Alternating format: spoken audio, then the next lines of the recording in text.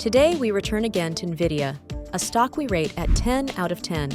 No company stands to benefit from the seismic shift to AI more than NVIDIA, the top semiconductor search by financial pros, as shown in our Trackstar data. NVIDIA dominates the graphics cards market that powers AI's large language models. These chips run multiple processes at once, making them ideal for the trial-and-error brute force of machine learning and gaming. While shares might look pricey at all-time highs, they might be cheaper than you think. The company breaks down its business into two segments: graphics, 22% of total revenue, and compute and networking, 78% of total revenue. Data centers make up a huge part of the company's business.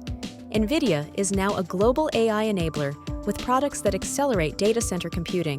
NVIDIA's year-over-year revenue growth depends on spending by companies like Meta, Microsoft, etc., who will stock the chips, but also need the latest newer versions. NVIDIA isn't cheap necessarily, compared to Intel or Taiwan Semiconductor.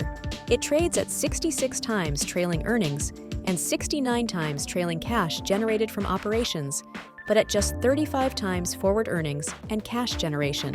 NVIDIA's growth isn't just in revenues. Both its EBIT and free cash flow expanded at ridiculously high levels over the last few years. NVIDIA isn't just growing, it's doing it profitably, delivering the best margins in the industry. It generates more cash and profits from its operations for every dollar of revenue than any of its peers. But don't buy yet. This is a volatile stock, and we expect a pullback in the price in the near future.